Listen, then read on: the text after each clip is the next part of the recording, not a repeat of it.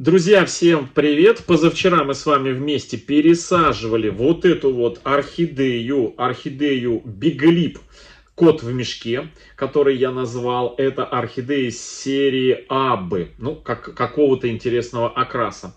И вчера с вами потрошили орхидею фантастическая жемчужина, тоже Биглип. Оставили ее вот в таком вот состоянии.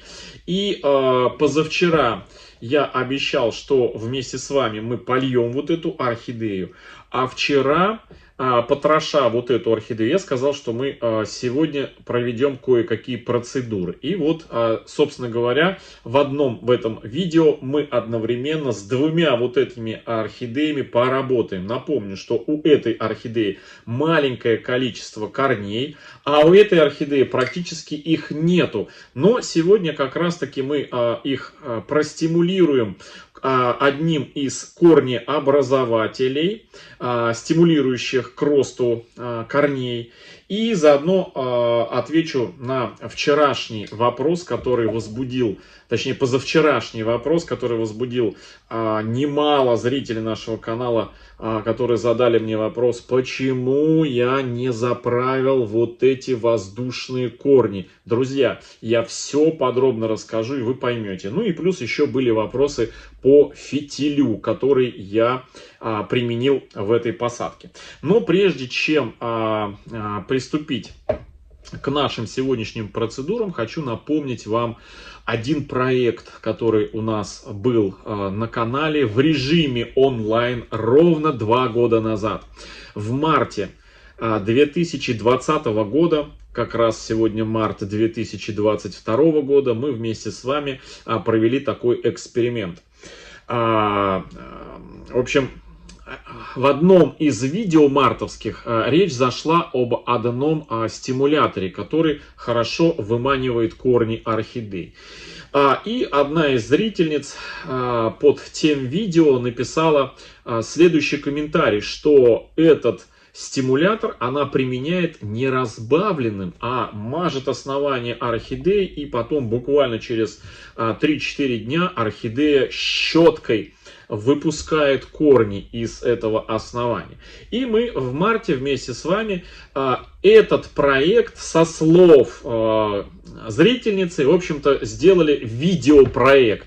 И поэкспериментировали. Взяли одну орхидею Чармер, коллекционную орхидею Чармер, которую мы в прошлом году на нашем канале разыграли. И она досталась одной из зрительниц нашего канала. И вот тот Чармер мы, значит, обработали по инструкции. Он был без корней, в обычном вот в таком вот кашпо.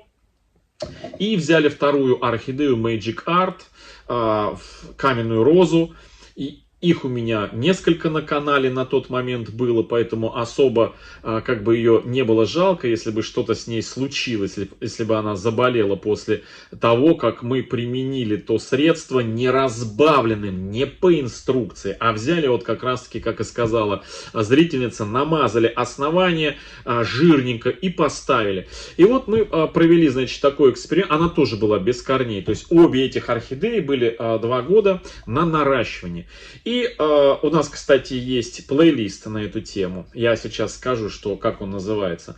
И, значит, стали мы наблюдать за этими орхидеями. И вот спустя буквально пару с половиной недель у нас в общем, обе орхидеи, друзья, не буду вас, значит, томить, но интригу сохраню, что обе орхидеи у нас выпустили кучу корней. И одна, и вторая с разницей буквально в несколько дней. А вот какая из них при какой обработке выпустила первой, это можете посмотреть в плейлисте, который называется у нас на канале «Ребаф для орхидей». Да, друзья, речь сегодня идет вот об этом средстве.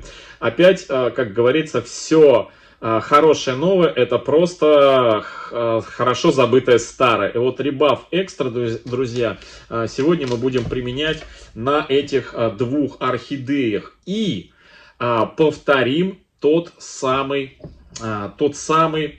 эксперимент. Вот эту орхидею мы вместе с вами обработаем по инструкции. А вот эту, друзья, орхидею, фантастическую жемчужину, которая очень нуждается в корнях, мы обработаем вот так, как описала зрительница. Замажем ей основание неразбавленным рибавом. И вновь понаблюдаем за историей того, как у них будут развиваться события. Итак, друзья, начнем приготавливать раствор. Значит, эту орхидеечку мы будем замачивать с водой, то есть полив. У нас полив, орхидея хочет пить, это как раз самый хороший момент в водичку что-нибудь добавить, потому что стопроцентно она все это в себя втянет.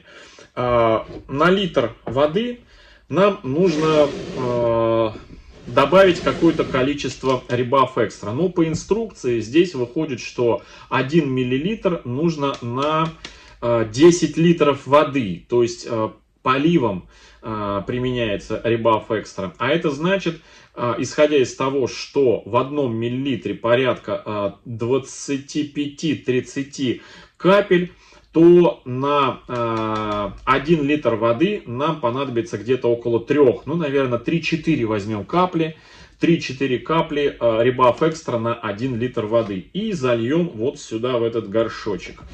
Так, ну что, берем. А остальной препарат мы нанесем неразбавленным на основание вот этой вот фантастической жемчужины. Собственно говоря, друзья, все эти видео с применением Rebuff Extra тоже будут в том плейлисте, который я назвал в разделе плейлистов Rebuff для орхидей. Это у нас очередной проект по тому, какая из этих двух орхидей быстрее у нас нарастит, ну, скажем так, даст, короче, результат. Но в любом случае у этой орхидеи у нас побольше корней, а у этой у нас поменьше.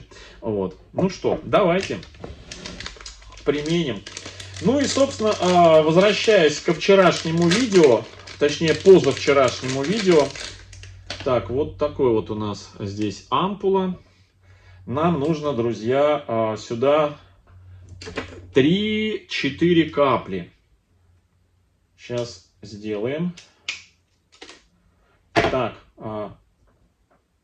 ой, он, знаете, Rebuff Extra, он, я уже и прошлый раз, 2 года назад, как сейчас помню, в том проекте, запах у него, как, знаете, какой-то, как спиртовой какой-то вот препарат, как на спирту какой-то. В общем, сюда нам нужно добавить 3-4 капли.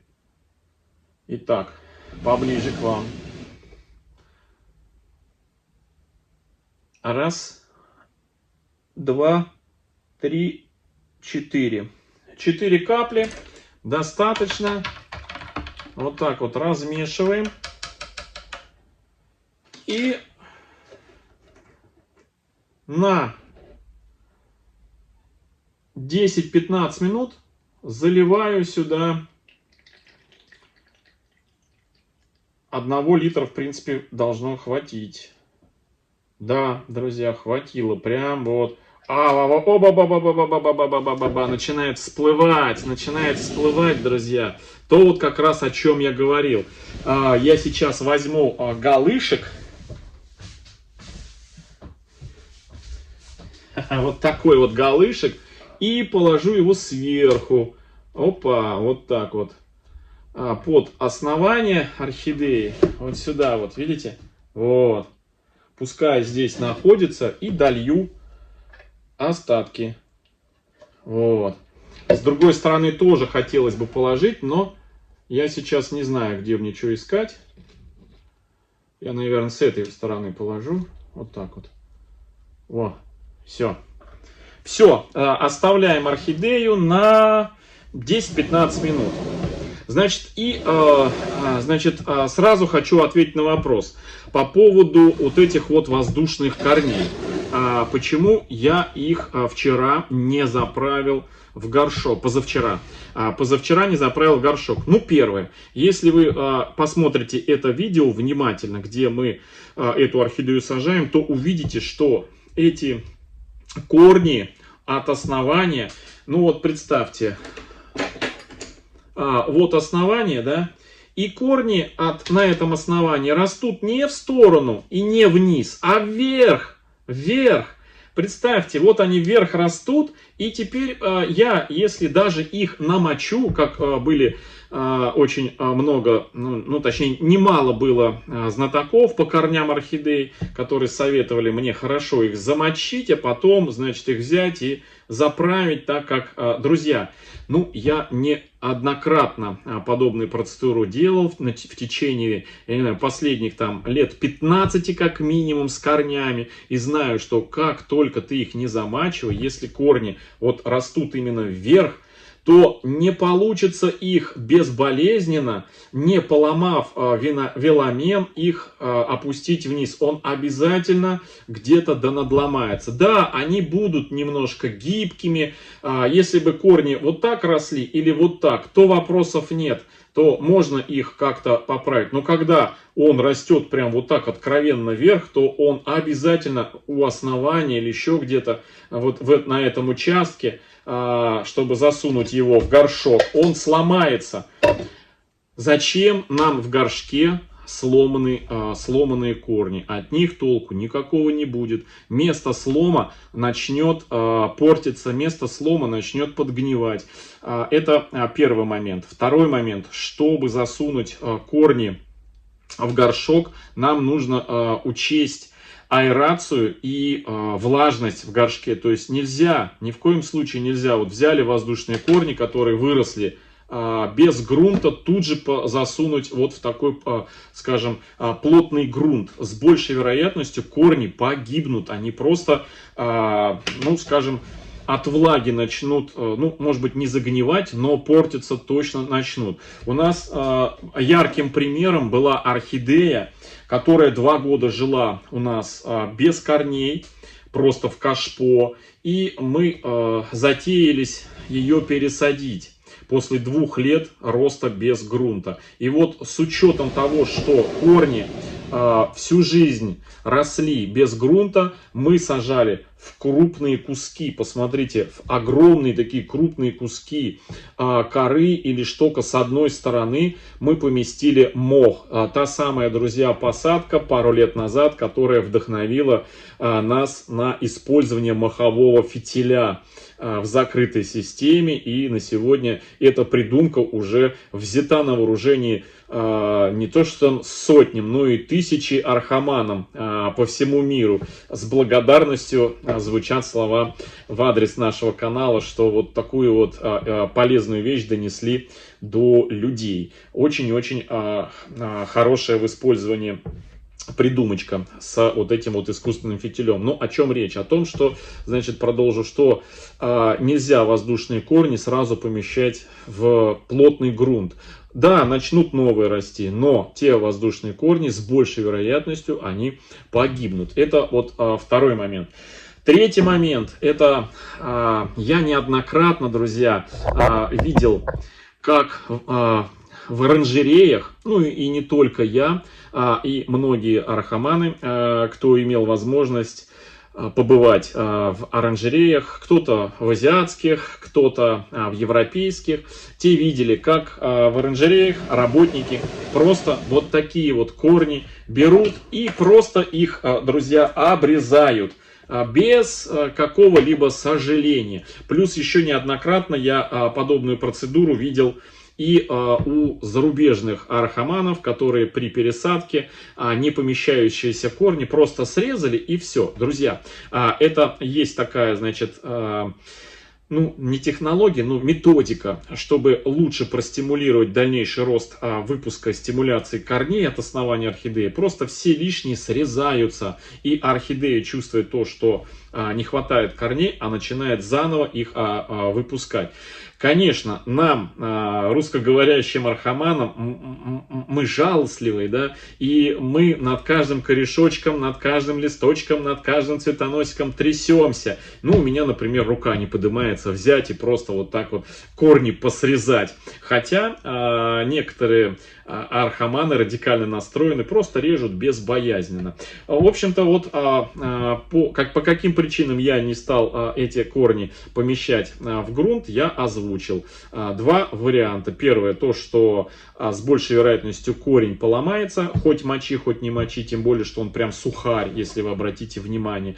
И вот здесь даже вот уже надломан сверху. И не хотелось бы, чтобы вот этот надломанный участок находился в грунте. И, кстати, у другого тоже соседнего. Это первый момент. И второй момент, что с большей вероятностью вот в такой посадке при частом замачивании, при фитиле, при постоянной влажности, стимулирующей рост от основания новых корней, воздушные, которые выросли скажем, в более сухой атмосфере, да, находясь во влаге, они попортятся, они просто погибнут. Вот такая вот, друзья, причина. Ну что, давайте перейдем ко второй нашей орхидее, фантастической жемчужиной. У нас осталось, пока разговаривал, я уже успел опрокинуть несколько капель на стол. Вот, и сейчас с вами мы замажем вторую орхидею, но уже мы не будем разбавлять Rebuff Extra, накапаем его вот сюда. Так, накапали. И быстренько, пока он... Ой, он прям запах, друзья, источает запах. И начинаем обмазывать, друзья, вот эту вот зеленую часть основания. Я смотрю видео, вот эту вот. Можно чуть повыше. Кочерышку не обязательно мазать. Кочерышка не нужна. А вот эту вот, вот здесь вот. Те места, откуда появляются корни. Пробиваются. Вот это вот сейчас мы все это дело и замазываем. Можно повыше чуть-чуть. В общем, вот эту вот шейку, как мы ее называем, основание, да, мы все замазываем. Корни сами не надо мазать. А вот основашечку мажем. Прям замазываем. Я мягко этой кисточкой делаю. Прям хорошо-хорошо вот так. Так, ну и все. Осталось еще пару капель здесь.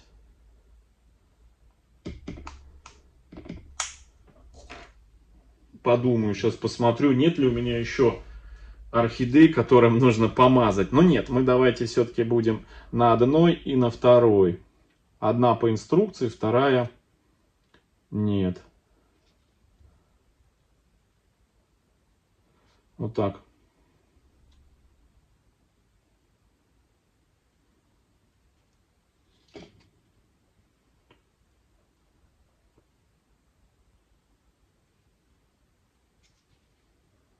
Так, все. Обмазали. И теперь, друзья, я эту орхидею помещаю вот в такое вот кашпо. На дно сейчас налью воду.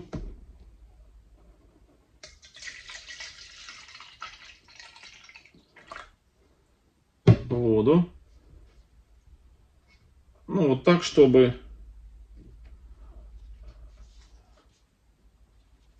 Вот так, чтобы основание орхидеи было где-то, ну, сантиметр над водой, друзья. Вот так вот. Но чтобы не касалось. Я думаю, вам видно, да? Смотрите. Вот так вот. Вот водичку я тепленькую налил. Тепленькую, ну, чтобы от нее испарина шла. Все. И вот теперь эту орхидею я поставлю вот туда на полочку под светильник. И будем за ней наблюдать. Так, ну бирку куда-то я прилеплю. Все, друзья, вот такая вот у нас обработочка сегодня одной орхидеи. И вот такой вот полив орхидеи кота в мешке. Замачиванием.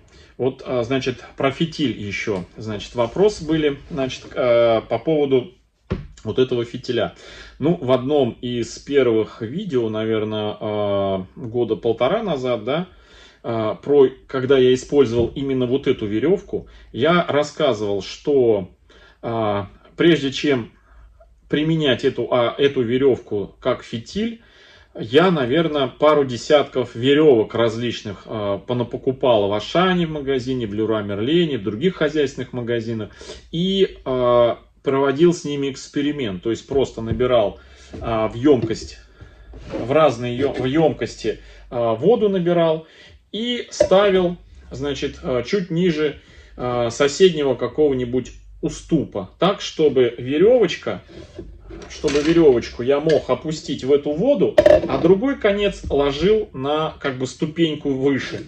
И смотрел, насколько эффективно веревка поднимается по этой воде и образовывает лужицу вот здесь на ступеньке. Друзья, я еще раз говорю, я поперепробовал пару десятков таких веревочек и наконец-то вот эту веревку нашел. Больше мне в продаже она не попадается, у меня есть, я ее использую. То есть это, друзья, какая-то синтетическо-капроновая, что ли, веревка, вот, которая очень хорошо поднимает наверх воду. Не все веревки поднимают воду, но вот это вот поднимает. И еще один момент. Изначально сразу сухая любой фитиль, который применяется на фитильном поливе орхидеи, сухой он работать не будет. Его нужно намочить, чтобы фитиль, находящийся внутри горшка, он намок. И только после этого мы, пока фитиль мокрый, наливаем воду вниз, и тогда фитиль работает и тянет по мере испарения сверху, он берет воду снизу и поднимает. Так работает фитиль, в общем-то. Вот и все.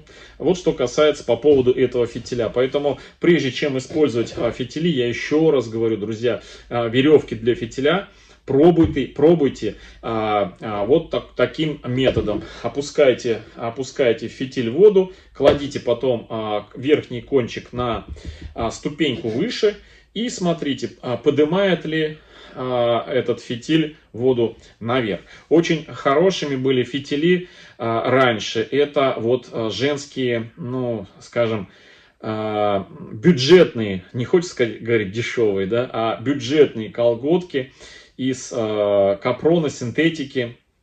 Вот они очень хорошо проводят воду и поднимают ее. Последний раз, вот когда я у своей там мамы брал старые колготки, попросил, взял, друзья, вообще не работает. Я не знаю, из чего стали делать сейчас колготки. Даже опуская, полностью смачивая фитиль из колготок, кладешь, он высыхает, а воду не поднимает. Поэтому прежде чем использовать фитиль, обязательно проверяйте его на водоподъемность. Все, друзья, вот такое сегодня видео. Всем добра, здоровья и до встречи в следующем видео. Всем пока-пока. Еще 5 минут и воду, в принципе, можно сливать отсюда. И до следующего полива.